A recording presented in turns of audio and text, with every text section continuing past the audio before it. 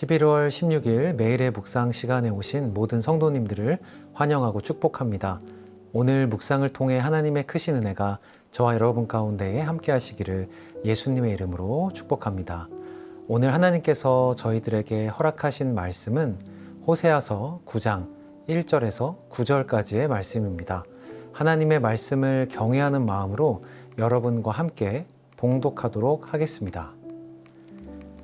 이스라엘아, 너는 이방 사람처럼 기뻐 뛰놀지 말라. 내가 음행하여 내 하나님을 떠나고 각 타작 마당에서 음행의 값을 좋아하였느니라.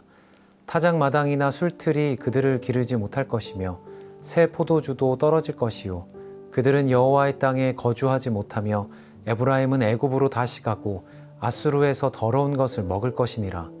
그들은 여호와께 포도주를 부어드리지 못하며 여호와께서 기뻐하시는 바도 되지 못할 것이라. 그들의 재물은 애곡하는 자의 떡과 같아서 그것을 먹는 자는 더러워지나니 그들의 떡은 자기의 먹기에만 소용될 뿐이라. 여호와의 집에 드릴 것이 아님이니라. 너희는 명절날과 여호와의 절기의 날에 무엇을 하겠느냐? 보라, 그들이 멸망을 피하여 갈지라도 애굽은 그들을 모으고 노브는 그들을 장사하리니 그들의 은은 귀한 것이나 찔레가 덮을 것이요 그들의 장막 안에는 가시덩굴이 퍼지리라. 형벌의 날이 이르렀고 보응의 날이 온 것을 이스라엘이 알지라. 선지자가 어리석었고 신에 감동하는 자가 미쳤나니 이는 내 죄악이 많고 내 원함이 크민이라. 에브라임은 나의 하나님과 함께 한 파수꾼이며 선지자는 모든 길에 친 새 잡는 자의 그물과 같고 그의 하나님의 전에는 원한이 있도다. 그들은 기브아의 시대와 같이 심히 부패한지라. 여호와께서 그 악을 기억하시고 그 죄를 벌하시리라. 아멘. 누군가 우리에게 해주는 유익한 조언들의 공통점이 하나 있습니다. 그 이야기가 달콤한 소리로 들리지 않는다는 것이죠.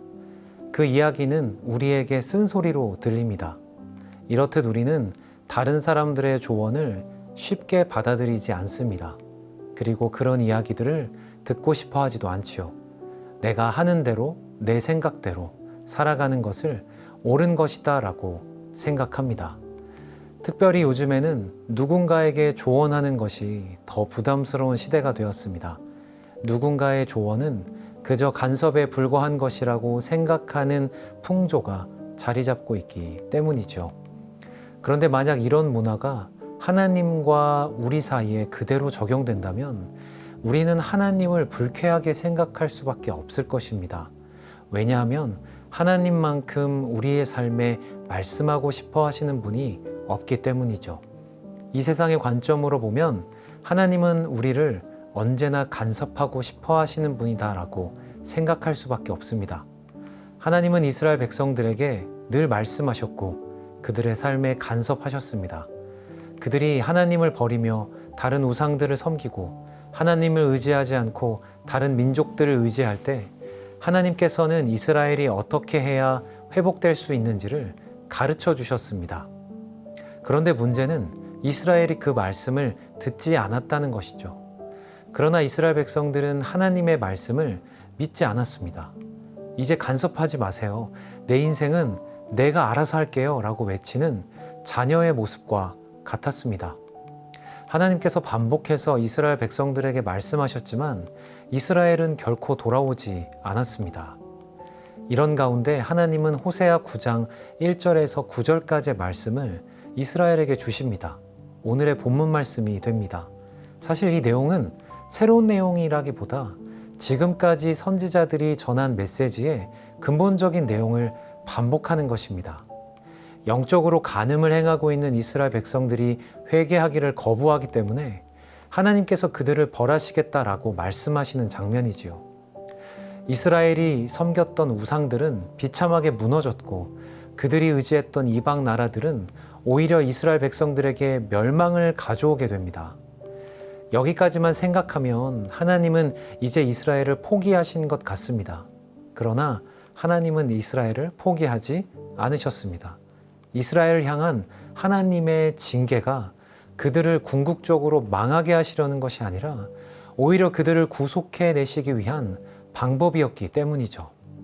하나님은 이스라엘 백성을 약속의 땅에서 하나님께 제사를 직접 드릴 수 없는 땅으로 옮겨버리십니다. 이 시간이 너무나 고통스러웠겠지만 이스라엘 백성들은 자신들이 스스로 원하던 것들이 얼마나 허무한 것인지를 깨닫게 됩니다. 그리고 스스로 자신들에게 진정으로 필요한 것이 무엇인지를 스스로 깨닫게 되지요. 사실 이 모습이 우리의 모습입니다. 우리는 하나님께 우리가 원하는 것들을 요청하느라 우리가 얼마나 하나님을 떠나 살고 있는지를 잊을 때가 많습니다. 하나님께 돌아가는 것을 거부한 채로 우리가 원하는 것을 하나님께 간구하며 살아가는 것이죠. 하나님의 마음은 모른 채 우리의 마음을 하나님께 관철시키려고 합니다. 이 시간들을 지나면서 우리는 하나님께서 우리의 기도에 응답하지 않으신다라고 생각하기도 하지요. 또한 이 기간을 지나면서 하나님께 불만이 쌓이기도 합니다. 또 이 시간을 지나면서 하나님과의 관계가 점점 멀어지는 것 같기도 합니다. 그런데 여기서 문제는 하나님께 있지 않지요. 바로 우리 편에 있는 것입니다. 하나님께서 우리에게 정말 필요한 것을 주신다라고 하시지만 우리는 그것이 필요 없다라고 외치는 것입니다. 우리에게 필요한 것은 우리의 영원한 기업이 되신 하나님이지만 우리는 그 하나님께 돌아가지 않는 것입니다. 여기서 하나님은 우리를 포기하실 법하신데 우리를 포기하지 않으십니다. 때로는 징계를 통해 우리를 끝까지 하나님께 돌아오게 하십니다. 그리고 결국 우리에게 진정한 복이 하나님이심을 깨닫게 하십니다. 히브리서 12장 7절에서 11절은 이렇게 기록하고 있습니다. 징계는 다 받는 것이거늘 너희에게 없으면 사생자요 친아들이 아니니라. 또 우리 육신의 아버지가 우리를 징계하여도 공경하였거든 하물며 모든 영의 아버지께 더욱 복종하며 살려 하지 않겠느냐? 그들은 잠시 자기의 뜻대로 우리를 징계하였거니와 오직 하나님은 우리의 유익을 위하여 그의 거룩하심에 참여하게 하시느니라.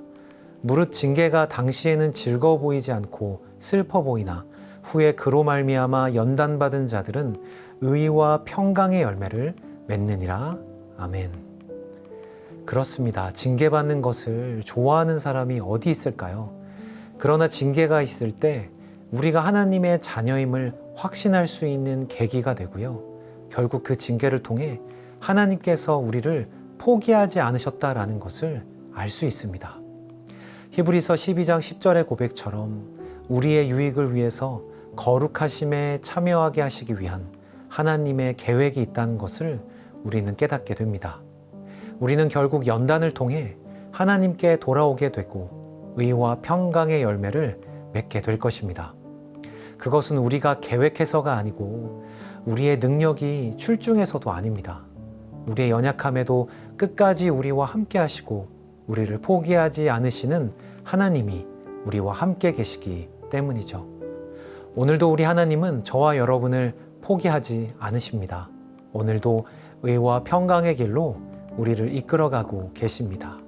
하나님을 의심하지 마십시오. 십자가를 통해 이미 우리를 회복하신 하나님을 바라보며 오늘도 은혜 안에 살아가시는 할렐루야 교회의 모든 성도님들 되시기를 예수님의 이름으로 축복합니다. 기도하겠습니다. 하나님 감사합니다.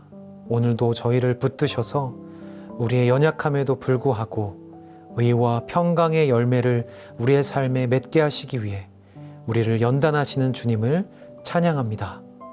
우리의 연약함에도 우리가 죄에 넘어짐에도 불구하고 오늘도 우리를 끝까지 자녀되게 하시는 주님을 찬양합니다.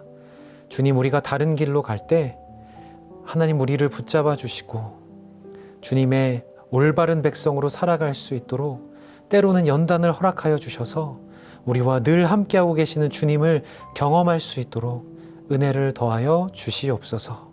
그렇게 주님을 우리의 소망으로 우리의 영원하신 기업으로 믿고 신뢰하며 살아가는 할렐루야 교회의 모든 성도님들 되게 하여 주시옵소서. 주님 감사합니다. 사랑합니다. 이 모든 말씀 우리 주 예수 그리스도의 이름으로 기도드립니다. 아멘.